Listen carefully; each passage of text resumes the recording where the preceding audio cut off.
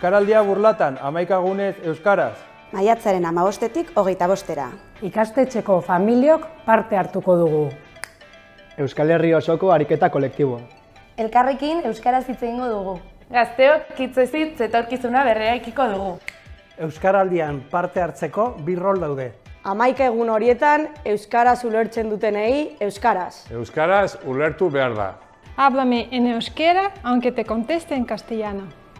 Aroako jubilatuok ere parte hartuko dugu. Aukeratu zure txapa. Ni belarriprest izango naiz. Ni hau bizi. Eman hemen izena eta aukeratu zure txapa. Musikariok ere euskaraz egin dugu lanean eta kalean. Lagunekin eta familiarekin. Entzun gure bihotzaren taupadak. Euskaraz dira. Hitzez hitz. Kulturaren bidez. Euskaraldiari ekin.